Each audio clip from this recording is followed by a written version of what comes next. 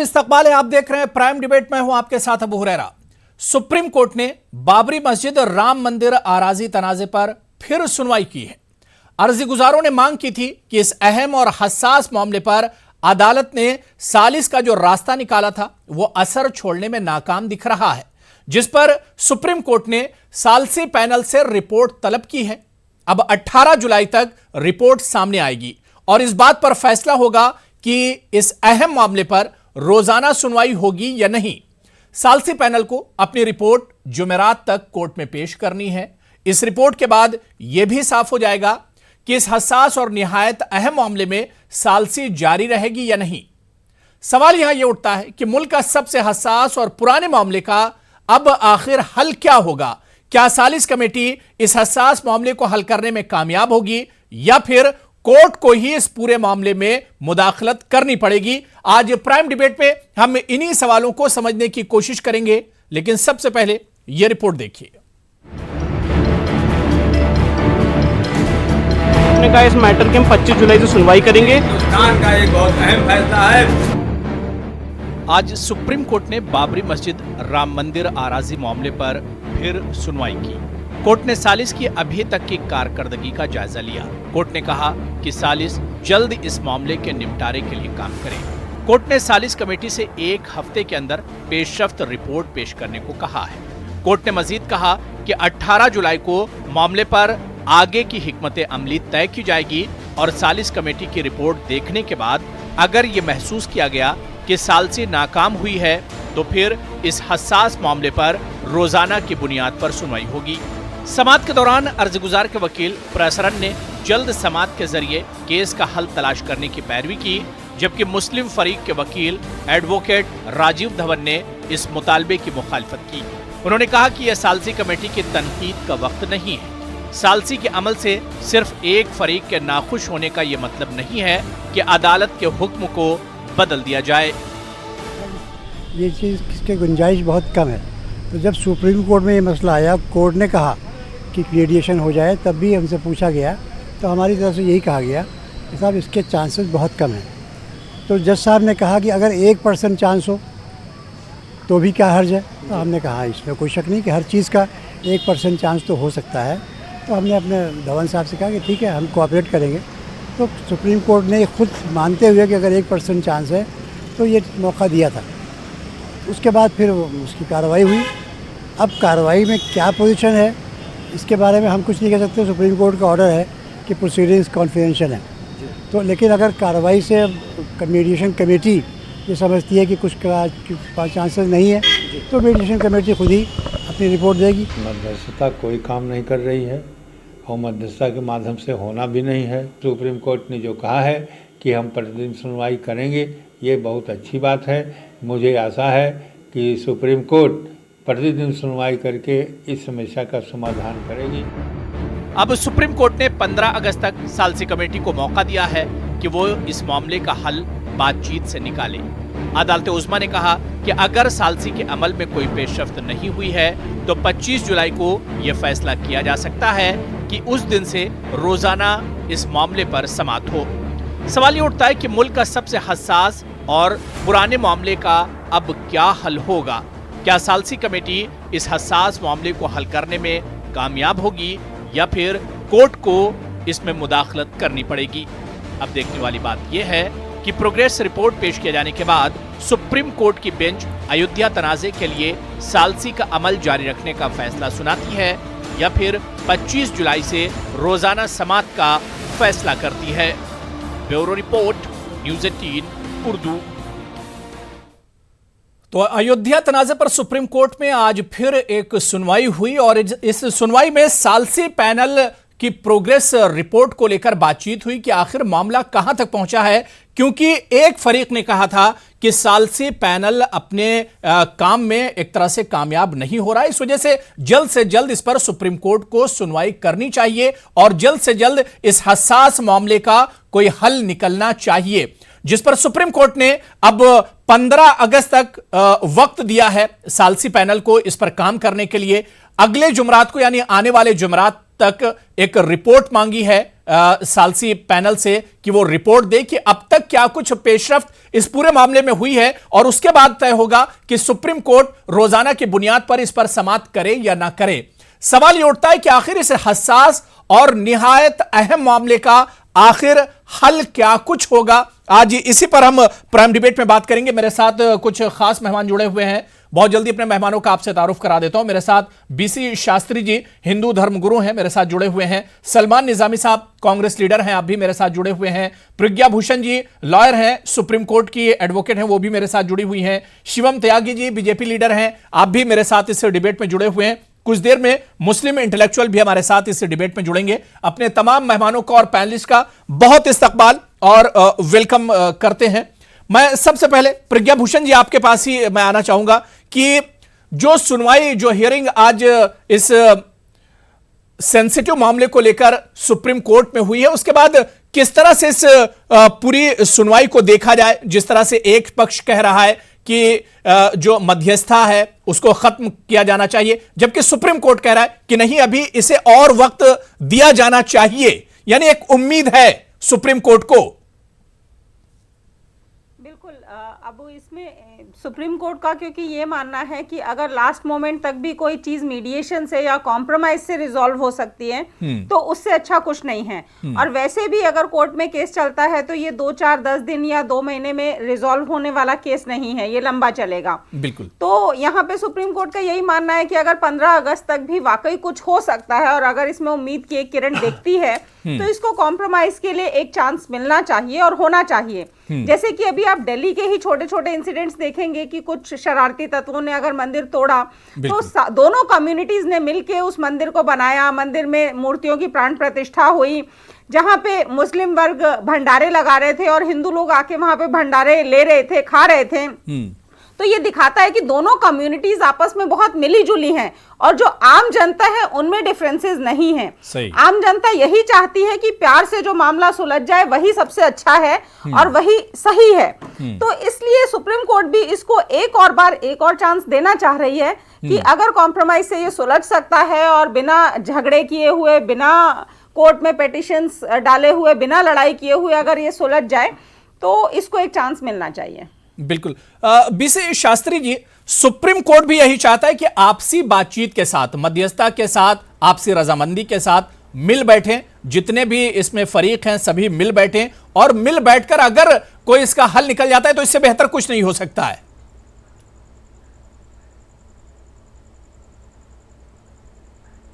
देखिए, हम भी यही कहना चाहेंगे कि जिस तरह से सुप्रीम कोर्ट ने आदेश दिया है या सुप्रीम कोर्ट चाहता है कि सबके मिले भगत से राम मंदिर का निर्माण होना चाहिए, तो अवश्य ही सबके मिले भगत से ही राम मंदिर का निर्माण होना चाहिए। हम हिंदू मुस्लिम सब एक साथ हों और ये तो प्रमाण है ही है कि वह भगवान श्री राम की ही जन्मभूमि है, उसमें कोई संशय नहीं है। हमारे शास्त्रों में इसका अनेक शास्त्रों में बाहुल्य प्रमाण है कि यह भगवान श्री राम की ही जन्मभूमि है और भगवान श्री राम का वहाँ पर अवतार हुआ था। यह हम हिंदुओं के साथ में हमारे मुस्लिम भाई भी मान रहे हैं और मुस्लिम धर्म गुरु भी इस बात को मान रहे हैं, उसका वो खंडन नहीं कर रहे हैं कि यह राम की ही जन्मभूमि है या ये जन्मभूमि नहीं थी, ऐसा कोई खंडन नहीं करें। वे भी कह रहे हैं कि ये राम की ही जन्मभूमि है, तो अवश्य ही राम मंदिर का निर्माण होना चाहिए। लेकिन हमारे इस धर्म के बीच में कहीं न कहीं से राजनीतिक जो मामला है उसे राजनीतिक की ओर ले जा रहे हैं और राजनीति जहाँ पे आ जाती है वहाँ कहीं न कहीं से सियासी मामला देखिए गरमाता ही है। और जहाँ तक हमारी चर्चा हुई है, हमारे मुस्लिम भाई भी काफ़ी करीब हैं, मुस्लिम गुरु हैं, मुस्लिम भाई हैं, अन्य जो धर्म से जुड़े हुए हैं या धर्म से नहीं भी जुड़े हुए हैं, उनसे भी हमारी बातचीत होती है एक धर्म गुरु होने के नाते। तो वे भाई भी यही कहते हैं, नहीं शास्त्री जी, राम मंदिर तो बनना चाहिए। और राम मंदिर, क्योंकि राम रहीम तो दोनों एक ही हैं, एक ही शब्द, एक ही शक्ति है, एक ही शक्ति को हमने अनेक रूप में अपने अपने तरीके से ले लिया। हमने राम के रूप में ले लिया, उन्होंने रहीम के रूप में लिया, पर शक्ति तो एक ही है। तो मुस्लिम भाई भी हमारे यही कह रहे हैं कि नहीं, राम ही हमारी बिल्कुल, यानी शक्ति, आपके हमारी एनर्जी, कहने का हमारा मतलब खुदा यही है कि और वही कहीं ना रहीम कहीं के जो रूप सियासत में है। इसके पीछे होती है उससे इस मामले को सबसे ज्यादा जी। नुकसान पहुंचा है, और अभी भी जिस तरह की सियासत इस पूरे मामले पर हो रही है उससे नुकसान हो रहा है। जाहिर सी बात है कि मामला इतना ज्यादा पेचीदा नहीं था जितना ज्यादा इसे पेचीदा बना दिया गया है। मेरे साथ इस वक्त आमिर साबरी साहब जो कि मुस्लिम इंटेलेक्चुअल हैं, दानिश्वर हैं, वो भी मेरे साथ जुड़ गए हैं लखनऊ से। आमिर साबरी साहब, आपका भी बहुत इस्तकबाल और वेलकम करते हैं। आमिर साबरी साहब, जिस तरह से इस हसास मामले पर आज फिर सुनवाई हुई और कोर्ट ने अब जो सालसी पैनल बनाया था, मीडिएशन पैनल की रिपोर्ट तलब कर ली और अगले हफ्ते यानी जुमेरात के दिन अब ये रिपोर्ट तलब की है। क्या आपको लगता है, जिस तरह से एक फरीक ने कहा कि बहुत इस पैनल से हम मुतमईन नहीं है, इस पर रोजाना सुनवाई होनी चाहिए, लेकिन सुप्रीम कोर्ट को अभी भी उम्मीद है कि यह पैनल कुछ ना कुछ रास्ता निकालेगा? देखिए अबू हुरैरा भाई, जहाँ तक सुप्रीम कोर्ट का मसला है, मुसलमानों ने पहले दिन से ही और आज तक यही कहा है कि हम फैसला कोर्ट का मान लेंगे। लेकिन बावजूद इसके चूंकि ये बाबरी मस्जिद और राम जन्म मसला जो है, मुसलमान कोई राम जन्मभूमि की विरोध नहीं करता, मुखालफत नहीं करता। राम मंदिर बने और भव्य राम मंदिर बने, इसका हर मुसलमान इस्तकबाल करता है। बट किसी की इबादत गाह को मिसमार करके, किसी उसको शहीद करके, उसको गिरा करके मंदिर बनाया जाए, ये कहाँ का इंसाफ है? क्योंकि बाबरी मस्जिद सिर्फ बाबरी मस्जिद थी और 521 वर्ष उसमें पांचों वक्त नमाज पढ़ी गई।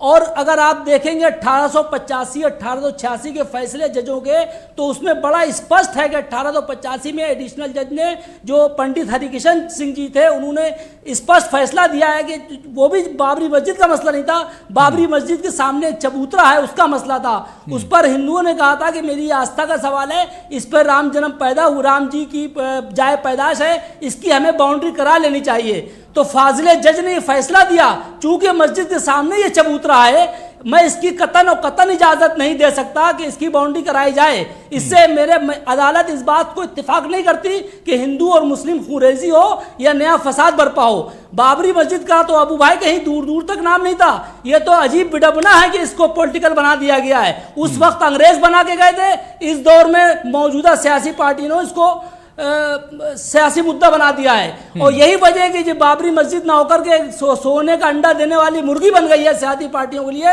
कि इसका तो मसला अगर हल हो जाए तो भाई मैं खुद बहुत मुतमईन होऊंगा और मेरा समाज बहुत मुतमईन होगा। मैं नहीं चाहता कि आगे खूरेजी हो जिस तरीके से होती है। जाहिर सी बात है, बहुत सेंसिटिव मामला और हर कोई समाज में ये चाहता है कि मामला हल होना चाहिए, लेकिन कहीं ना कहीं सियासत की वजह से ये मामला एक तरह से अंजाम तक नहीं पहुंच रहा है। मैं सलमान निजामी साहब आपके पास आना चाहूंगा। जिस तरह से हमारे कई पैनलिस्ट ने कहा, बीसी शास्त्री जी ने भी यही बात कही, इसके अलावा आमिर साबरी साहब ने यही बात कही कि मामला जाहिर सी बात है बहुत सेंसिटिव है, बहुत हसास है, लेकिन इस मामले को बिगाड़ देती है हमारी सियासत। जिस तरह से इस पर जमकर सियासत होती है, कहीं ना कहीं इस मामले को भी हमारी सियासत से बहुत नुकसान पहुंचा है।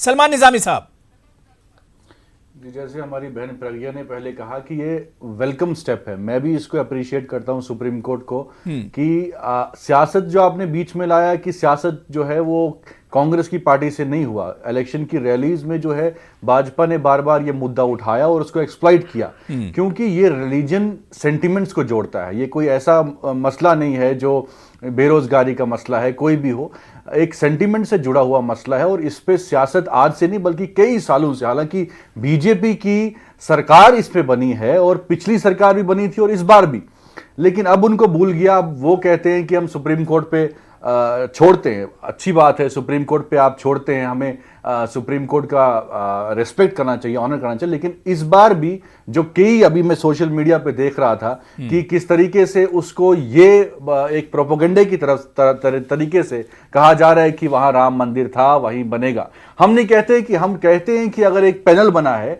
उसका जो भी फैसला होगा, चाहे वो मुसलमानों के हक में आए, चाहे वो हिंदुओं के हक में आए, चाहे मंदिर बने या मस्जिद बने, एटलीस्ट आप सुप्रीम कोर्ट को अगर मानते हैं उसको एक्सेप्ट करें। लेकिन आज जो आप देख रहे हैं, जो स्टेटमेंट्स आ रहे हैं, सोशल मीडिया की तरफ से जा रहा है, वो यही चीज वो अगर वर्डिक्ट भी आएगा, मुझे नहीं लगता कि वो उसको एक्सेप्ट करेंगे। तो आपने एक ऐसा माहौल बनाना चाहिए कि पैनल जो बना है उसमें मुसलमान भी हैं, उसमें हिंदू भी हैं, और भी कम्युनिटी के लोग जुड़ सकते हैं, लेकिन उसको क्या एक्सेप्ट किया जाएगा? अगर वो हिंदुओं के पक्ष में होगा, हम उसको एक्सेप्ट करेंगे। क्या बाकी कम्युनिटी के लोग उसको एक्सेप्ट करेंगे अगर वो मुसलमानों के पक्ष में आएगा? यह बहुत बड़ा मुद्दा है, और इस पे आगे और भी पॉलिटिक्स हो सकती है। और यही सियासी पार्टियां जो राम मंदिर के नाम पे अपने घर चला रही हैं, अपनी रोटी सेक रही हैं, मुझे नहीं लगता कि ये उसको एक्सेप्ट करेंगे। शिवम त्यागी जी, क्या वाकई में अगर इस पूरे इशू पर, जितना सेंसिटिव ये मामला बना दिया गया, अगर इस पर पॉलिटिक्स नहीं होती, इस पर सियासत नहीं की जाती, अपने एजेंडे और मैनिफेस्टो में इस इशू को नहीं रखा जाता, तो शायद ये इतना जटिल नहीं होता ये मामला, इसे आसानी से हल किया जा सकता था। देखिए, ये मुद्दा हमारे लिए चुनावी नहीं है, ये मुद्दा हमारे भगवान का है, ये बात हमारे भगवान की है, ये बात मर्यादा पुरुषोत्तम राम की है। और अभी मेरे भाई ने कहा कि प्रोपेगेंडा फैलाया जा रहा है कि वो राम जन्मभूमि है। ये प्रोपेगेंडा नहीं है। 2003 का आर्कियोलॉजिकल सर्वे जो बना 2010 के हाई कोर्ट के स्टेट डिसीजन का, वो बिल्कुल साफ कहता है कि वहां पर मंदिर था। तो ये एक चीज है। जहां तक बात सियासत की है, तो आपने बिल्कुल सही कहा, राजीव गांधी जी ने सियासत वहीं से तो शुरू की थी, इसमें तो कोई दो राय नहीं है। तो सियासी फायदा अगर किसी को हुआ है तो वो उनको हुआ है। दूसरी चीज, भारतीय जनता पार्टी बिल्कुल साफ इस बात को कह चुकी है कि हम कोर्ट का सम्मान करते हैं और उस बात को मानेंगे। ऑनरेबल कोर्ट जो भी कहता है हम उस फैसले को मानेंगे। लेकिन आप अगर कहते हैं, अभी एक पैनलिस्ट मेरे मित्र कह रहे थे कि हमें परेशानी इस बात से है कि जहां पर हम नमाज अदा करते थे उस ढांचे को गिराकर उसके ऊपर मंदिर बनाया जाए, तो यह गलत है। जनाब, ये बात आपकी बिल्कुल सही है, लेकिन अगर आप ही के लॉजिक से जाएं तो वहां पहले मंदिर था, अगर उसे तोड़कर मस्जिद बनाई तो वो भी तो गलत है ना। आप उसको तो नहीं मना कर सकते। तो मेरा मानना सिर्फ इतना है, सुप्रीम कोर्ट का जो ये स्टेप है बिल्कुल वेलकमिंग स्टेप है। और जहां तक बात है विश्वास की कि मीडिएशन से, मध्यस्थता से कोई रास्ता निकल सकता है, मेरा ख्याल लास्ट टाइम भी जब हियरिंग थी तो सिर्फ यही था कि 1% चांस है। सुप्रीम कोर्ट इटसेल्फ सेड कि 1% चांस है, तो चलो उस 1% को ही वर्कआउट करके देखते हैं, लेकिन वो नहीं हुआ। अब मीडिएशन प्रोसेस में जो उनके मेन पैरोकार हैं, उन्होंने एप्लीकेशन लगाई कि इस पर मीडिएशन का जो वक्त है वो बहुत ज्यादा हो गया है और यहां पर इस समय मीडिएशन का प्रोसेस कुछ आगे बढ़ता हुआ नहीं नजर आ रहा। ऑनरेबल सुप्रीम कोर्ट ने उस बात को मानते हुए कहा कि अगले बृहस्पतिवार तक आप इस पर रिपोर्ट दीजिए, और अगर नहीं आप उसमें लगता है कि मध्यस्थता से कोई हल हो रहा है तो 25 तारीख के बाद से लगातार हर दिन उस पर सुनवाई होगी। मेरा ख्याल बिल्कुल वेलकमिंग स्टेप है। और जितने सालों की ये लड़ाई है उस हिसाब से देखते हुए मुझे लगता है वहां पर एक भव्य राम मंदिर का निर्माण होना चाहिए, और अब जल्दी होना चाहिए। मैं प्रज्ञा भूषण आपके पास आना चाहूंगा कि ये इशू बहुत पुराना है, और अगर हम बातचीत की बात करें तो जाहिर सी बात है कि सुप्रीम कोर्ट ने जो स्टेप उठाया था बहुत अच्छा स्टेप था कि बातचीत से मसला हल हो। लेकिन प्रज्ञा जी, हम देख रहे हैं कि 1950 या उससे पहले से बातचीत कई बार हुई और कई बार बातचीत नाकाम हो गई। लेकिन अब जिस तरह से सुप्रीम कोर्ट ने कहा है कि अगर 1% भी उम्मीद है तो उस पर हमें काम करना चाहिए।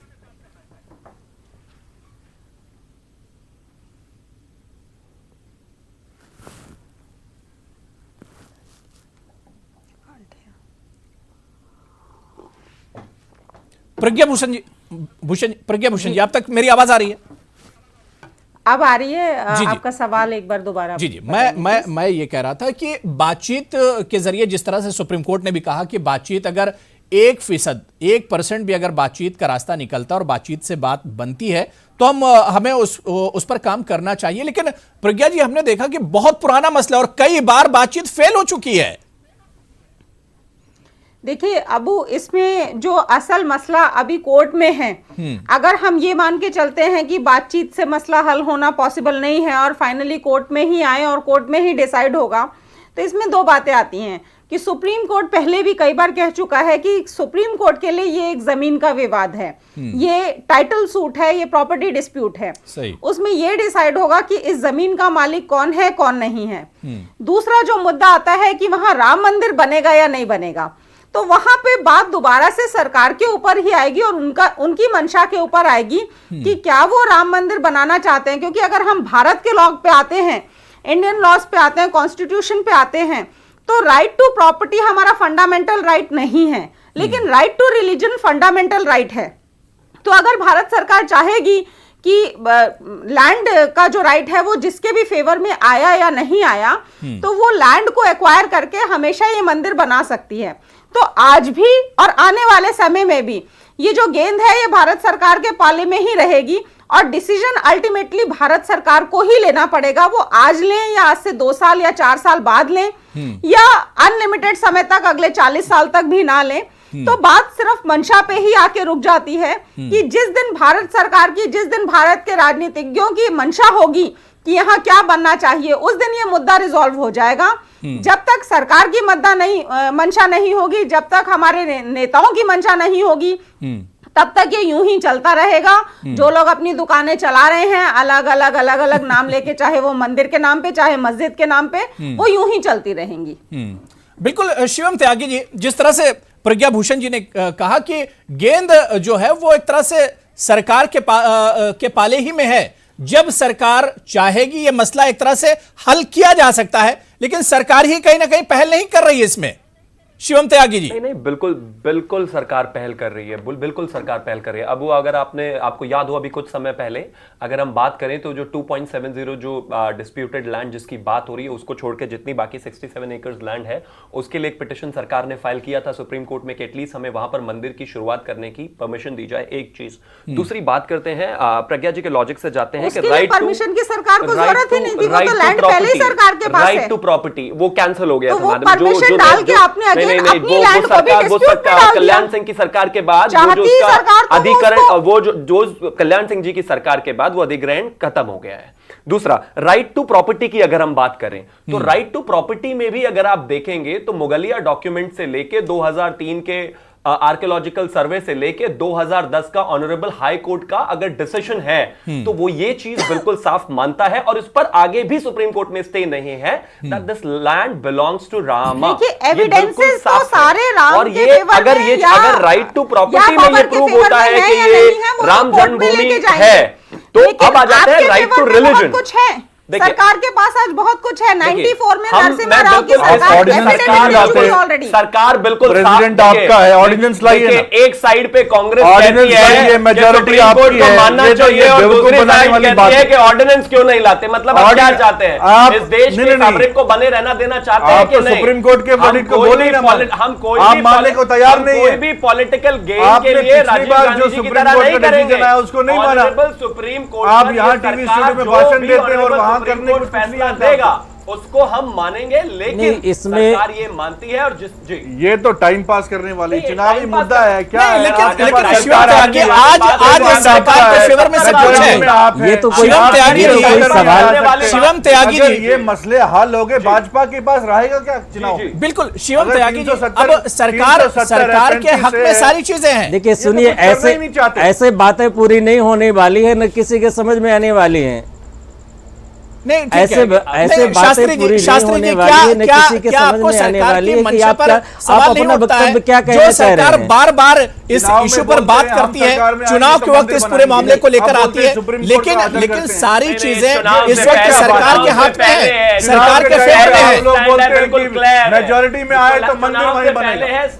अब आप देखिए, ठीक है, वन बाय वन बात कर लीजिए, वन बाय वन एक एक करके बात कर लीजिए, एक एक करके। आपसे निवेदन करना चाहेंगे कि मैं शास्त्री जी निवेदन करना चाहेंगे जो हमारे भाई बीसी शास्त्री जी, मैं आ रहा हूं, जो हमारे शास्त्री जी क्या सरकार के मंशा पर सवाल नहीं उठता है? जो सरकार बार बार, जिस सरकार ने 2009 में अपने मैनिफेस्टो में इस इशू को रखा था, माफ किएगा 2014 में जिसने अपने मैनिफेस्टो में रखा था, जो बार बार कई चुनाव इस सरकार ने इस इशू पर लड़े, आज उस सरकार के फेवर में सभी कुछ है लेकिन वो इस पर काम नहीं करना चाहती है, क्या उसकी मंशा पर सवाल नहीं उठता है शास्त्री जी? नहीं, ये सरकार का देखिए दायित्व तो है कि सरकार को सही तरीके से इसका मध्यस्थता के लेते हुए इसका सही फैसला सही निकालना चाहिए। ये सरकार का अपनी जवाबदारी होनी चाहिए और ये वास्तविकता है कि जो भी सरकार हमारी बीजेपी सरकार चुनाव लड़ी है, पिछले कई वर्षों से चुनाव लड़ती आ रही है, तो राम मंदिर का मुद्दा लेके चुनाव लड़ती आ रही है। उसे एक सियासत या राजनीति कह सकते हैं, वोट बैंक के लिए कह सकते हैं, और उसी की वजह से आज सरकार को इतनी बहुमत मिली है 2014 या 2019 के चुनाव में। इस बार तो खैर ज़्यादा मुद्दा उनका राम मंदिर का नहीं था, क्योंकि ये हर किसी को पता था कि राम मंदिर का निर्माण तो बीजेपी सरकार कराएगी। लेकिन हम ये नहीं कहेंगे बीजेपी सरकार को या केंद्र सरकार जो भी है कि वो गलत तरीके से इसका हल निकाले, वो सही तरीके से इसका हल निकाले। और जैसा पिछले वक्तव्य में हमारे भाई ने कहा कि वो तो बाबरी मस्जिद था, अरे भैया सरकार तो बार बार कह रही है कि मंदिर वही बनाएंगे, लेकिन तारीख नहीं बता रही है। देखिए, तारीख नहीं बता रही है कि कब बनाएगी, डेट नहीं बता रही है, लेकिन बार बार यही कहती है चुनाव का जब समय करीब आता है, जब भी चुनाव मुल्क में कहीं होता है तो वो सिर्फ राम मंदिर का ही राग ये लोग अलापते हैं, लेकिन तारीख नहीं बताते हैं। नहीं, देखिए, सरकार का तो हम सम्मान करते हैं और सरकार से ही हमें पूर्ण भरोसा भी है, एक आसरा है कि सरकार एक न एक दिन इसका सही हल निकालेगी। और सरकार इसका, जहाँ तक हमें लग रहा है, राजनीति से हमारा कोई लेना देना नहीं है, फिर भी जहाँ तक एक अपना मानना है कि सरकार भी इस चीज़ में पहल कर रही है और सरकार भी इसका बीच का हल निकालना चाह रही। सरकार ये नहीं चाह रही है कि किसी के पक्ष में या किसी के विरोध में कोई ऐसा फैसला आए जिससे सियासी और भी गर्माहट हो या खून खराबा हो या आपस में मतभेद हो, आपस में हमारे इस देश में कहीं न कहीं से टकराव हो। सरकार ऐसा नहीं चाहेगी और सरकार से हमारी ये अपेक्षा भी है। जहां तक सरकार का सवाल है तो सरकार को ये पता है, हमारे जो मुस्लिम भाई हैं उनको भी पता है, जो पिछले कह रहे थे कि ये बाबरी मस्जिद था। बाबरी मस्जिद तो बाद में बना है, मंदिर को तोड़ के बाबरी मस्जिद बनाया गया है। उसके पूर्व के इतिहास में जो हमारे भाई कह रहे थे, कहाँ है बाबरी मस्जिद का कहीं जिक्र है क्या? यदि कहीं जिक्र है, अरे स्वामी जी 1949 तक वो बाबरी मस्जिद थी, देश नहीं पूरा विश्व जानता है। सुन लीजिए स्वामी जी, सुन लीजिए, पूरा विश्व जानता है कि 1949 तक बाबरी मस्जिद थी। एक षड्यंत्र के तहत उसमें 22 दिसंबर 1949 को मूर्तियां रखी गई। उसके बाद 1949 के पूर्व में क्या था? उसका ताला खोला गया। सुन लीजिए, 92 में उसको शहीद कर दिया गया। 1949 इसका मतलब स्वामी जी आप इतिहास पढ़िए, स्वामी जी आप इतिहास पढ़िए। इसका मतलब सुनिए, 85 तक स्वामी जी सुन लीजिए, मतलब आपको 1949 के पूर्व का कुछ पता नहीं है। आपको मैं 2 जजों को फैसला बताता हूँ, 2 जजों का।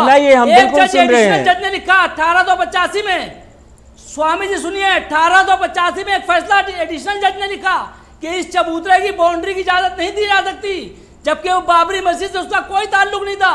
बाबरी मस्जिद को एक साजिशन शहीद किया गया, मिसमार किया गया। स्वामी जी, इसका मतलब ये बताएं, आप ये बताएं हमको, हमारा आपसे एक ही सवाल है। सुनिए हमारा आपसे एक ही सवाल है। आप 1900 आप सुनिए हमारी बात सुनिए। 22 मार्च 1886, सुन लीजिए, पूरी बात सुन लीजिए। 22 मार्च 1886 को डिस्ट्रिक्ट जज ने फैसला दिया कि ये बाबरी मस्जिद है और राम जन्म चबूतरा जो है इसकी बाउंड्री की इजाजत नहीं दी जा सकती है, महज इसलिए कि हिंदू मुस्लिम फिरका वाराना फसाद ना भड़क जाएं। अरे बाबरी मस्जिद का तो नाम ही नहीं था। बाबरी मस्जिद तो एक आतंक के तहत आप लोगों ने ढाई है। बड़ा मसला ये बड़ा 1900 आप ये 1949 की बाद की बात बता रहे हैं। 1949 के पूर्व में क्या था? आप ये बताएं, 1949 के पूर्व में क्या था?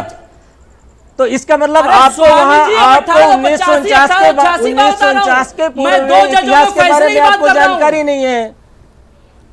आपको 1949 मामला है, इतिहास के बारे में जानकारी नहीं है। आप सुनना ही चाहते हैं, पहल है किसी तरह से बातचीत के जरिए इस मसले को मुझे शास्त्री जी, मुझे कॉमर्शियल ब्रेक पर जाना है, एक ब्रेक का वक्त हो रहा है, लेकिन जब ब्रेक से लौट कर आएंगे तो हम इसी पर चर्चा करेंगे कि आखिर अब इस मसले का हल क्या होगा। सुप्रीम कोर्ट ने कहा है कि अगर वाकई में सालसी पैनल की जो रिपोर्ट है, मध्यस्थता जो पैनल, तो मुल्क के सबसे हसास मामले पर आज हम बात कर रहे हैं, यानी राम मंदिर बाबरी मस्जिद तनाजे पर आज फिर सुप्रीम कोर्ट में सुनवाई हुई है। इस पूरी सुनवाई के दरमियान सुप्रीम कोर्ट ने आज जायजा लिया कि जो सालसी पैनल बनाया गया था उसकी पेशरफ्त क्या कुछ हुई है। सुप्रीम कोर्ट ने कहा है कि यह पैनल अपनी रिपोर्ट पेश करे कि क्या कुछ अब तक पेशरफ्त हुई है, प्रोग्रेस कहां तक हुआ है, और अगर इस रिपोर्ट से मुतमईन कोर्ट नहीं होता है तो रोजाना की बुनियाद पर समाअत भी शुरू की जा सकती है। सवाल यह उठ रहा है कि आखिर इस हसास मामले का हल क्या होगा। इसी पर आज हम प्राइम डिबेट में बात कर रहे हैं। ब्रेक के बाद शिवम त्यागी जी आपके पास आना चाहूंगा। जिस तरह से एक अर्जी गुजार ने कहा कि जो सालसी जो पैनल है, मीडिएशन जो पैनल है, उसे एक तरह से खत्म कर देना चाहिए क्योंकि इससे कोई फायदा नहीं हो रहा है और सुप्रीम कोर्ट ही इसका कोई हल निकाले।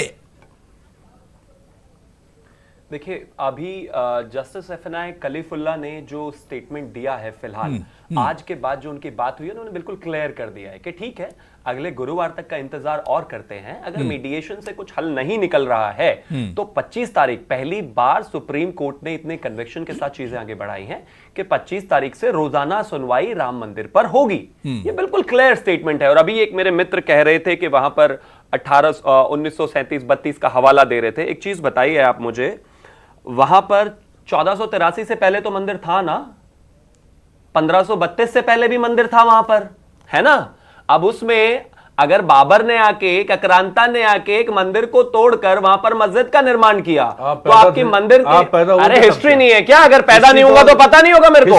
अरे मतलब अरे जाइए डॉक्यूमेंट किताब पढ़कर आया कीजिए, इतिहास पढ़िए, सुनिए कहां से, अरे कहां से, अरे दिखाओ ना, आप किताबें पढ़िए जाकर, दिखाओ। आर्कियोलॉजिकल सर्वे झूठा, 2010 का हाईकोर्ट का सुप्रीम कोर्ट का डिसीजन झूठा। अरे हाईकोर्ट ने इस बात को माना है। और एक और चीज बताता हूं, 2010 के मिडिल सेंट्रल टर्म के डिसीजन पर सुप्रीम हाईकोर्ट ने बिल्कुल साफ कहा था और 3 जस्टिस थे, तीनों के अध्यक्षता में जो हुआ उन्होंने कर पाया। अगर आपके पास सबूत है तो पेश करिए कोर्ट में। इस पर अधिकार ये कैसे बोल सकते हैं? ये डॉक्यूमेंट है, 8000 पेजेस का डॉक्यूमेंट है, 8000 पेजेस की वर्डिक्ट रिपोर्ट है। 16,000 का और दूसरा डॉक्यूमेंट है, क्यों नहीं? कहां है? फैसला क्यों नहीं हो रहा है? क्यों तो सुप्रीम कोर्ट जज जो मैं फैसला करूंगा, सुप्रीम कोर्ट जजेस कर रहे हैं। कुछ तो डाउट्स होंगे ना उसमें। 2010 के डिसीजन में बिल्कुल साफ लिखा हुआ है कि सेंट्रल टर्म की जिसकी हम बात कर रहे हैं। प्रज्ञा भूषण जिस तरह से बिल्कुल जिस तरह से शिवम त्यागी कह रहे हैं कि भाई 8000 पेजेस का पूरी एक रिपोर्ट है, डॉक्यूमेंट्री है, और सलमान निजामी कह रहे हैं 16,000 पेज का अलग। सुप्रीम कोर्ट के सामने भी ये सारी चीजें होंगी और यही सारी चीजें तो सुप्रीम कोर्ट हल करना चाहता है। इसी चीज को तो सुप्रीम कोर्ट एक तरह से जड़ से मिटाना चाह रहा है। प्रज्ञा भूषण बिल्कुल अबू, इसमें बहुत सारी चीजें सामने आई हैं, जैसे कि अगर मुस्लिम्स अपने लैंड राइट्स दिखाते हैं, बहुत पुरानी जो उनकी खतौनीज हैं, जो रेवेन्यू रिकॉर्ड्स हैं उनके नाम चढ़े हुए हैं, उसी तरह से जो आर्कियोलॉजिकल सर्वे का जो एविडेंसेस आए, जिसमें कि जिसको हेड कर रहे थे के महमूद साहब, और के महमूद साहब खुद अपने हमारे सामने बातचीत हुई और वो बता रहे थे कि उसमें पिलर्स निकले मंदिर के और मंदिर की मूर्तियां मिली उसमें। तो ये सारी चीजें हैं, मतलब देखिए एविडेंसेस को लेके आगे चलना, उसके बेसिस पे कोशिश की इलाहाबाद हाई कोर्ट ने भी जजमेंट दिया, लेकिन उसमें भी यही रहा कि हर पार्टी को थोड़ा थोड़ा तो मिल गया, लेकिन कोई भी पार्टी सेटिस्फाई नहीं हो पाई। अल्टीमेटली आज भी जब ये लैंड डिस्प्यूट डिसाइड हो भी जाता है तो बात वहीं की वहीं आएगी कि लैंड जिसका है, क्या दूसरी पार्टी उस पर शांत बैठ जाएगी, क्या आगे बढ़ेगी। तो अल्टीमेटली भारत सरकार को सामने आना ही पड़ेगा और भारत सरकार को ही ये डिसीजन लेना पड़ेगा, क्योंकि कोर्ट के फैसले को होने के बाद भी कौन कितना मानता है। हम इलाहाबाद हाईकोर्ट के फैसले को ऑलरेडी देख चुके हैं, सुप्रीम कोर्ट के आगे अभी ढेरों डॉक्यूमेंट्स हैं, हजारों की तादाद में डॉक्यूमेंट्स हैं, जिसका अभी तक 100% ट्रांसलेशन भी नहीं हुआ है। Day on day hearing start भी हो जाएगी, तो मुझे लगता है कि अगले कई साल तक ये केस यूं ही चलता रहेगा। शिवम त्यागी कुछ कहना चाह रहे हैं, आप कुछ रिएक्शन देना चाह रहे हैं? जी शिवम। मैं सिर्फ इतना कहना चाहता हूं, एएसआई ने डॉक्यूमेंट्स प्रूव करे थे, मुगल काल के जमाने के डॉक्यूमेंट्स, 2010 का जो डिसीजन है उस बेसिस पर ही आया था। और लैंड राइट्स की जहां तक बात है, ये हाई कोर्ट ने माना है।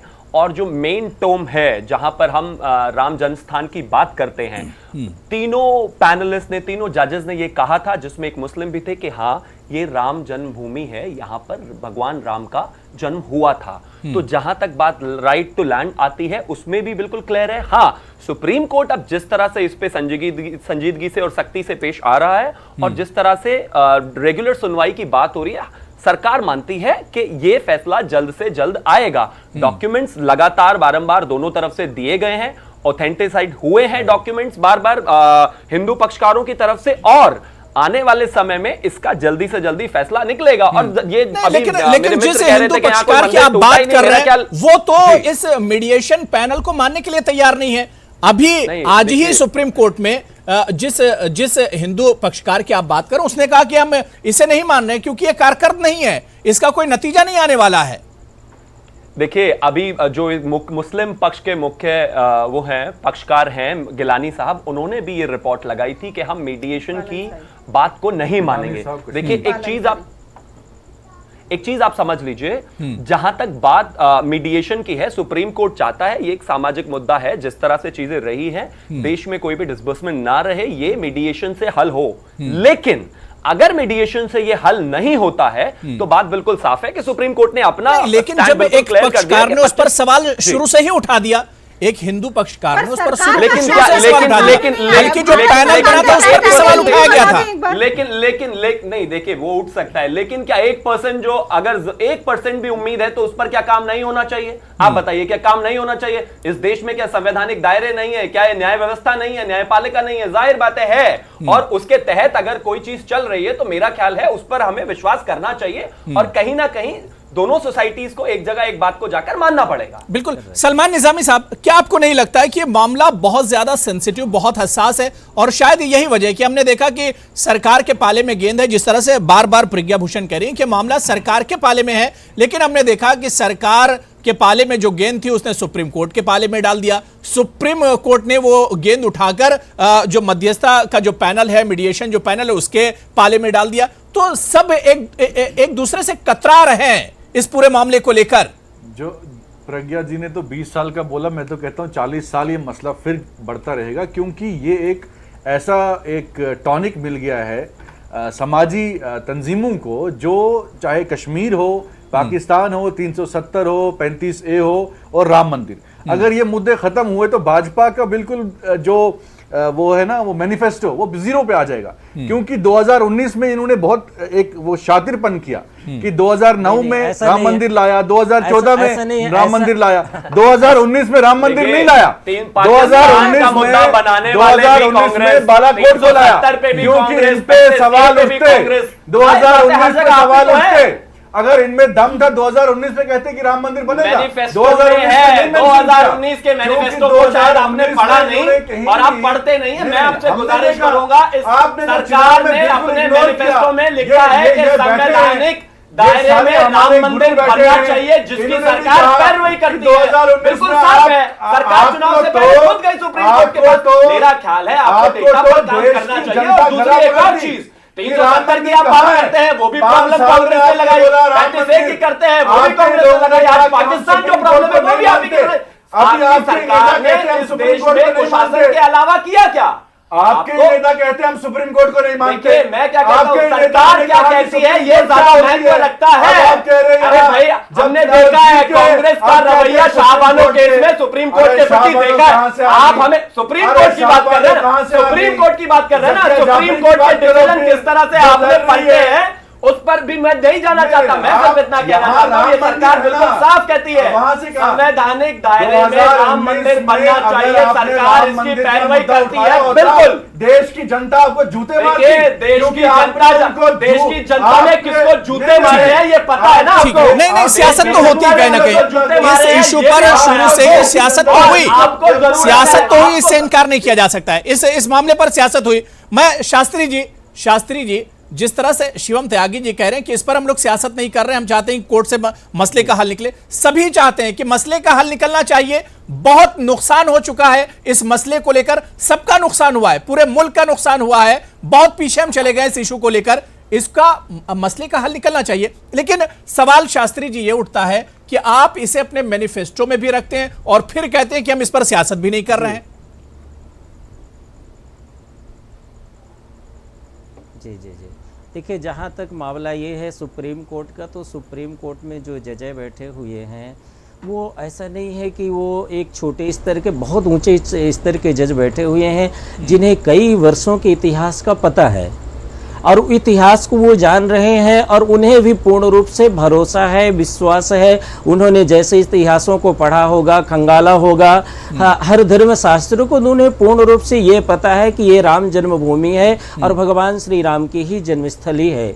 लेकिन यहाँ मामला जब आ जाता है सियासी का, तो उसको सियासी मामलों का उनके ऊपर दबाव हो जाता है या कुछ हमारे अन्य भाइयों का दबाव हो जाता है जो अभी तक वो सही फैसले पे नहीं पहुँच रहे। लेकिन एक ना एक दिन हमारा भरोसा है कि सुप्रीम कोर्ट सही फैसले पे पहुँचेगा और सुप्रीम कोर्ट का जो भी वहाँ से फैसला आएगा वह हमें सबको मान्य और सुप्रीम कोर्ट का सम्मान करना पड़ेगा और करना चाहिए, हमारा यही मानना है। दूसरी चीज यह तो क्लियर है पूर्ण रूप से कि वह राम जन्मभूमि है।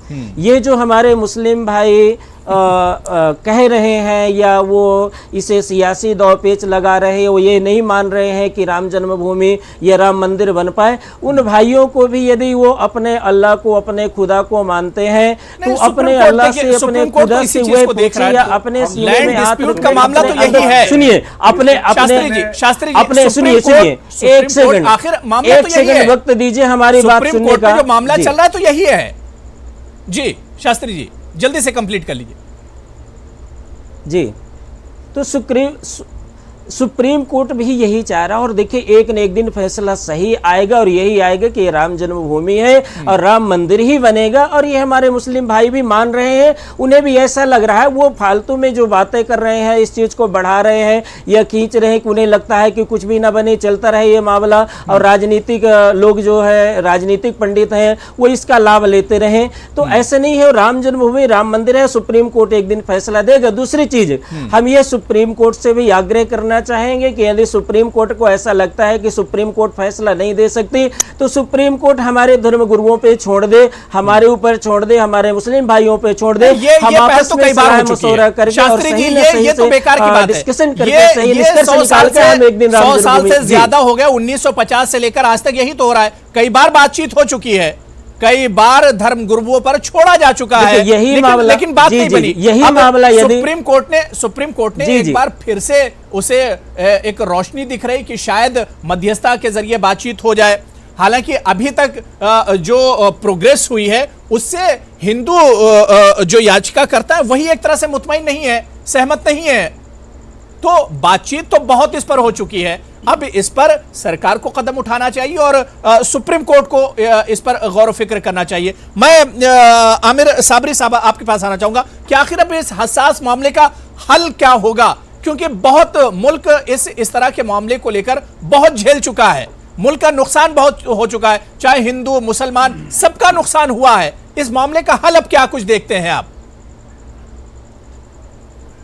अबू भाई, मुसलमानों ने तो पहले दिन से ही इस बात पर इत्तेफाक किया और एक स्वर में, एक आवाज में ये कहा कि हम अदालत का फैसला मानेंगे, चाहे वो 1949 का मसला रहा हो, चाहे 86 का मसला रहा हो, चाहे 89 में। आज हमारे शिवम जी या हमारे स्वामी जी मंदिर मंदिर चिल्ला रहे हैं, इनको 89 से पहले, 89 से पहले मालूम भी नहीं होगा कि राम मंदिर कहाँ पर है। ये कांग्रेस को दुआएं दें हमारे शिवम जी भी और हमारे स्वामी जी भी कि 1949 में मूर्तियां रखा करके राम को बाबरी मस्जिद के अंदर जन्म दिलवा करके राम मंदिर बना दिया गया। ये हमारे दोनों भाई कांग्रेस को दुआ दें। अरे नहीं, इसका देखिए, इसका तात्पर्य है, इसके पहले की आपको इतिहास का मालूम नहीं हो, पूरी बात सुन लीजिए, के पहले का आपको इतिहास का मालूम नहीं है, 1949 के पहले भी राम मंदिर ही था। राम मंदिर को तोड़ के मस्जिद बनाया गया, 1949 के बाद से साबरी साहब, मुझे जजेस के सामने होगा, जजेस जितने भी इसके नुकात हैं सब पर सुप्रीम कोर्ट काम कर रहा है। उसके बाद पूरे विश्व ने देखा कि एक दहशत के तहत, एक आतंक के तहत उस मंदिर को, मस्जिद को मिस्मार करा के मंदिर की शक्ल दे दी गई। ये सब सारे के सारे काम कांग्रेस ज्यादा है। मैं आपका सम्मान करता हूं, लेकिन फिर आप झूठ बोल रहे हैं सेलेक्टिवली, और वो इस तरह से बोल रहे हैं। कार सेवक वहां पर इकट्ठा हुए थे, नरसिम्हा राव। ठीक है, देखिए उसमें मत जाइए। देखिए आमिर साबरी साहब और शिवम जी, उसमें मत जाइए। मंदिर मालूम हुआ है। देखिए पूरी हिस्ट्री पता है, पूरी हिस्ट्री सबको पता है, तारीख सबको पता है। सुप्रीम कोर्ट उसी पर तो काम कर रहा है। सुप्रीम कोर्ट जितने पॉइंट्स हैं, जितने नुकात हैं, उसी पर काम कर रहा है। मेरा सवाल साबरी साहब यह था कि इसकी तारीख में मत जाइए। अब मसले का हल कैसे होगा? एक तरफ अगर आप सरकार की बात करते हैं, जाहिर सी बात है कि सरकार के फेवर में इस वक्त सब कुछ है। सरकार अगर चाहे तो मसले को आसानी से हल कर सकता है, लेकिन क्योंकि मामला सुप्रीम कोर्ट में, सुप्रीम कोर्ट को हल करना है, ऐसे में अब क्या कुछ आगे हो सकता है? क्या कुछ राह निकल सकती है? सुप्रीम कोर्ट ने कहा है कि रोजाना की बुनियाद पर समाप्त करेंगे। क्या उससे कोई रास्ता निकलेगा? रोजाना की बुनियाद पर जो सुनवाई होगी। अबू भाई, अच्छी बात है, रोजाना सुनवाई होना चाहिए। हमारी वकील मोहतरमा कह रही थी, मैं उनकी बात से 100% इत्तेफाक करता हूं कि जब तक सरकार नहीं चाहेगी, मुझे नहीं लगता है कि इसका सही फैसला हो पाएगा या फैसला आ पाएगा। रहा सवाल सुप्रीम कोर्ट का, तो आप फिर समझ लिए अबू भाई कि देश का एक सिंगल मुसलमान ने कभी नहीं कहा होगा कि हम सुप्रीम कोर्ट का या अदालत का या किसी का फैसला नहीं मानेंगे। ये हमारे भाजपाई भाई जो हैं, इन्होंने हमेशा इसका मुखालफत की और हमेशा कहा कि ये मेरी आस्था का सवाल है। चाहे हाई कोर्ट का मामला रहा हो, चाहे अब सुप्रीम कोर्ट में तो सुप्रीम कोर्ट का मामला रहा हो। आज पहली बार अपने भाजपा प्रवक्ता जी के मुंह से सुन रहा हूं कि मैं हाई कोर्ट का सुप्रीम कोर्ट का फैसला मानूंगा। मैं इनकी सोच का इस्तकबाल करता हूं और अच्छी बात है। हम भी ये कहना चाहते हैं कि सुप्रीम कोर्ट रोज सुनवाई करे और सुप्रीम कोर्ट जल्दी से जल्दी फैसला करे। और हमारी पार्टी का स्टैंड नहीं पड़ा आपने, आप इसलिए शायद ऐसा पहली बार सुन रहे हैं क्योंकि सेलेक्टिवली आप सिर्फ ऐसा ही सुनना चाहते हैं। शिवम जी, मैं पिछले 30 साल से इस समाज के अंदर सामाजिक कार्य करता हूं, पत्रकारिता भी करता हूं। बहुत अच्छी बात है, मुझे अच्छी तरह मालूम है भारतीय जनता पार्टी से लेके सम्मान करता हूं और उनके सारे विंगों ने यही कहा है कि मैं कोर्ट का, मेरी आस्था का सवाल है, मैं कोर्ट का फैसला नहीं मानता। लेकिन मैंने पहले दिन से खोला गया था, उसके बाद आरिफ अली का इंटरव्यू देखा है कि आपने हाल फिलहाल में किसका राजनीतिकरण किस तरह से हुआ है। आप जो सेलेक्टिवली सिर्फ भारतीय जनता पार्टी के राजनीतिकरण की राजनीतिकरण तो भाई साहब, आप दो पार्टियों ने समाज राजनीतिक, आप कांग्रेस ने भारतीय जनता पार्टी ने इसका राजनीतिकरण किया है, आस्था का विषय है। और उत्तर प्रदेश में 2010 का हाईकोर्ट का डिसीजन है, यही तो बात है। अरे शिवम जी, आपने हमेशा आस्था की बात करी, आपने कभी कोर्ट की बात करी नहीं। अफसोस तो इसी बात का है, आपने हमेशा आस्था की बात करी, कोर्ट की बात मैंने पहले दिन से करी। किसी मौलवी ने, किसी मुस्लिम समाज के कार्यकर्ता ने आज तक नहीं कहा कि हम कोर्ट को नहीं मानेंगे। हमेशा इस्तेमाल का दिल से इस्तेमाल किया कि हम कोर्ट की मानेंगे। आपने, आपकी विंगों ने कभी नहीं कहा कोर्ट की मानेंगे। आपने कहा आस्था का सवाल है, आस्था के दम पर आपने एक आतंक के तहत मस्जिद तोड़ दी। आज आप कोर्ट की बात करते हैं। बिल्कुल ठीक है, मैं प्रज्ञा भूषण जी, मैंने बहुत टाइम दे दिया। आमिर साबरी साहब, आमिर शिवम जी, मैंने बहुत टाइम दे दिया आपको। ठीक है, देखिए ये तमाम चीजें सुप्रीम कोर्ट के सामने है। इसी का तो इंतजार किया जा रहा है, इन्हीं तमाम मामलों का तो इंतजार किया जा रहा है कि सुप्रीम कोर्ट इसी पर काम कर रहा है कि किसी तरह से कोई मसले का हल निकलना चाहिए। प्रज्ञा भूषण जी, मैं ये समझना चाह रहा हूं कि जिस तरह से सुप्रीम कोर्ट ने कहा है कि अगर मध्यस्थता जो पैनल है उसकी रिपोर्ट से सेटिस्फाई नहीं होंगे तो फिर डेली बेसिस पर वो हियरिंग शुरू करेंगे, सुनवाई शुरू करेंगे। अगर डेली बुनियाद पर, डेली बेसिस पर ये सुनवाई होती है तो क्या ये मामला कितनी तेजी से आगे बढ़ेगा और उसके रिजल्ट किस तरह के हो सकते हैं? देखिए, अब वो पहली चीज की मध्यस्थता अगर नहीं होती है तो अगर कोई चाहेंगे, जो दोनों पार्टीज हैं, मैं दोनों के लिए कहना चाहूंगी कि जो हिंदुओं के भगवान राम है वो मुस्लिम्स के लिए भी इमामे हिंद हैं। सही। और वो हिंदुओं के अगर आराध्य हैं तो मुस्लिम्स के लिए भी उतने ही रिस्पेक्टेबल हैं। सही। और जहां तक की मस्जिद की बात है तो मुस्लिम्स भी कहते हैं कि जहां पे डिस्प्यूटेड लैंड हो, अगर किसी और की इबादत गाह हो या कोई गिफ्टेड लैंड हो तो वहां पे मस्जिद बन ही नहीं सकती है। जो मस्जिद है वो शिफ्ट की जा सकती है, लेकिन किसी का भी, चाहे भगवान राम का हो या किसी और का भगवान का भी, जन्म स्थान चेंज नहीं किया जा सकता, जन्म स्थान वही रहेगा। तो अगर ये दोनों पार्टीज चाहेंगी कि हम मध्यस्थता करें और कॉम्प्रोमाइज करें तो इसमें कॉम्प्रोमाइज कोई बहुत बड़ा दाव नहीं है और वो किया जा सकता है। मुझे तो लग रहा है कि कॉम्प्रोमाइज करने का भी वक्त निकल चुका है। लेकिन मेरा सवाल सिर्फ प्रज्ञा जी ये था कि डेली बेसिस पर हियरिंग होगी, डेली बेसिस पर अगर सुनवाई होगी, क्या कुछ चांसेस हैं कि मामले का कोई हल निकले, क्योंकि हम 50 साल से देखते चले आ रहे हैं कि इस पर बहुत काम हुआ, लेकिन सिर्फ और सिर्फ अगर नहीं निकला तो इसका नतीजा आज तक नहीं निकला, यह अंजाम तक नहीं पहुंच रहा है। क्या वाकई में अगर डेली बेसिस पर सुनवाई होगी कुछ हल निकलेगा? क्या कुछ चांसेस लगते हैं आपको? अब इसमें भी अब अगर हम जस्टिस दीपक मिश्रा के टाइम पे जाते हैं तो उन्होंने भी कहा था कि डेली बेसिस पे हेयरिंग होगी, और आपने या पूरे देश ने विटनेस किया कि कितनी सारी टेक्निकल डिफिकल्टीज आई डेली बेसिस पे हेयरिंग के लिए, जो जस्टिस दीपक मिश्रा के टाइम से शुरू हुई और आज तक डेली बेसिस पे हेयरिंग हो ही नहीं पाई। अब दोबारा से अगर ये शुरू होती भी है तो सबसे पहले तो आएगा कि जो डॉक्यूमेंट्स हैं हजारों की तादाद में, 14,000 से ज्यादा, क्या उन सभी का ट्रांसलेशन हो गया है? अगर ट्रांसलेशन हो गया है तो क्या वो दोनों पार्टीज उस ट्रांसलेशन पे एक मत रखती हैं कि नहीं रखती हैं?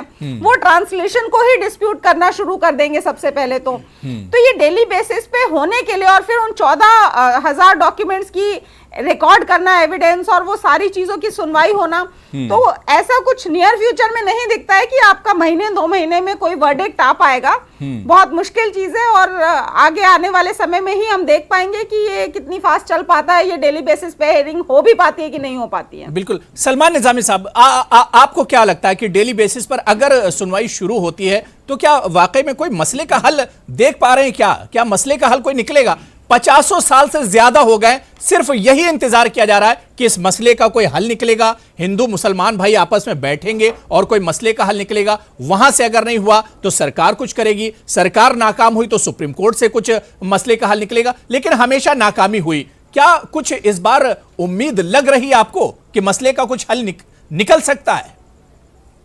देखिए, मुसलमानों की जहां तक बात है, चाहे ट्रिपल तलाक का फैसला हो, चाहे कोई और हो, मुसलमानों ने हमेशा कोर्ट का जो है उसको ऑनर किया है और उसको एक्सेप्ट किया है, वर्डिक्ट जो भी आएगा। हमने पहले से भी कहा कि चाहे कोई भी तंजीम हो, चाहे कांग्रेस की बात हो, चाहे बीजेपी की बात हो, सब तंजीमों को इस पे एक होकर एक ऐसा, अगर देश को बचाने की बात है, हम नहीं चाहते कि खून खराबा हो और मामला बिगड़े, इसीलिए सुप्रीम कोर्ट ने भी ये फैसला किया कि आपसी भाईचारे में फैसला लिया जाए ताकि दोनों पक्ष जो हैं वो सेटिस्फाई रहे। लेकिन इसमें बार बार अगर राजनीति लाएंगे और जानबूझ के इसको फर्दर डिले किया जाएगा, इससे मुझे लगता है कि किसी पर्टिकुलर तंजीम को फायदा हो। मैं नहीं कहता कि ये सिर्फ कांग्रेस तो बार बार रोकती है इस बात को कहने से कि भाई इसको पॉलिटिसाइज नहीं किया। किसी भी प्रचार की रैली में कांग्रेस ने नहीं कहा कि हम राम मंदिर बनाएंगे, उन्होंने कहा कि सुप्रीम कोर्ट का जो भी वर्डिक्ट होगा हम उसको एक्सेप्ट करेंगे, चाहे वो हिंदुओं के फेवर में हो चाहे मुसलमानों के फेवर में। कहीं भी किसी मुसलमान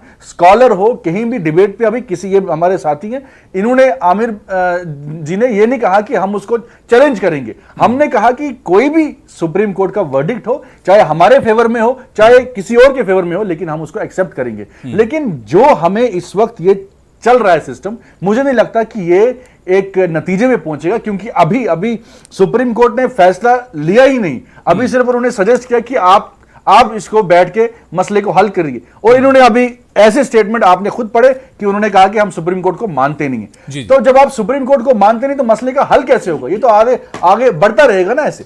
तो जो सियासी तंजीमें हैं वो इसका फायदा उठाती रहेंगी। सही। शास्त्री साहब, क्या वाकई में कोई उम्मीद की किरण नजर नहीं आ रही कि मसला इतनी आसानी से हल होगा? हालांकि सुप्रीम कोर्ट ने अपनी तरफ से पूरी कोशिश की और उसकी कोशिश लगातार जारी है।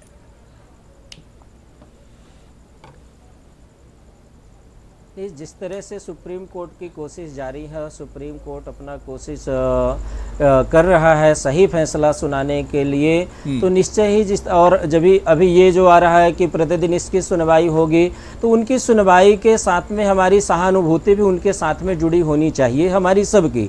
उस सहानुभूति को सुप्रीम कोर्ट को भी मानना चाहिए कि पूरी जनता और एक जो आस्था है, धर्म है, सभी धर्म के लोग हमारे साथ में जुड़े हुए हैं और हमारे फैसले को सर्वमान्य होगा, ये मानेंगे, सभी लोग मानेंगे। तो हम तो यही कहते हैं कि सुप्रीम कोर्ट का जो भी फैसला आएगा अच्छा आएगा, देश के हित में आएगा, धर्म के हित में आएगा, और सुप्रीम कोर्ट अच्छा फैसला देगा।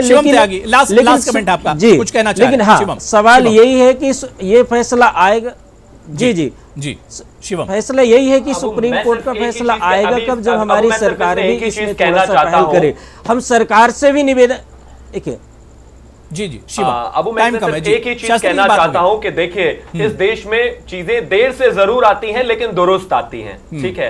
आप एक चीज को मान लीजिए 70 साल से चाहे 3 तलाक का फैसला हो, चाहे मुस्लिम पर्सनल लॉ बोर्ड के प्रेशर में आके किसी ने फैसला सुप्रीम कोर्ट का पहले पलट दिया हो कांग्रेस जैसी पार्टी ने, तो जाहिर बात है 3 तलाक तो आपने जरूर आएगा, जितना काम आपने 3 तलाक पे किया, उतना काम राम मंदिर के मामले पर करते हैं, शायद ये मसला हल हो गया। 3 तलाक तो आपके जिंदगी में नहीं। और देर से जरूर चीजें आई हैं लेकिन दुरुस्त आई हैं और होंगी, आप ये मान लीजिए। ये फर्जी नहीं है, ये सुप्रीम कोर्ट का डिसीजन है, कोई ठेकेदारी नहीं है, कोई ठेकेदारी नहीं।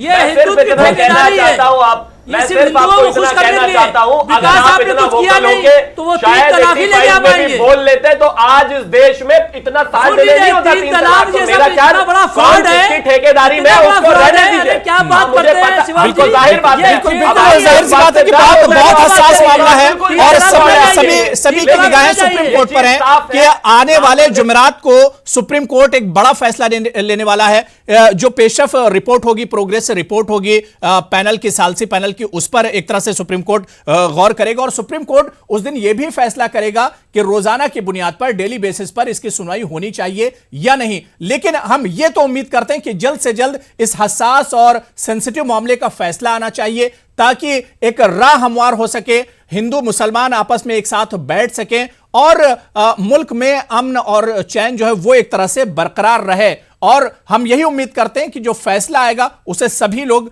मानेंगे और जल्द से जल्द यह फैसला आना चाहिए। बहुत बहुत शुक्रिया शास्त्री जी मेरे साथ जुड़ने के लिए। सलमान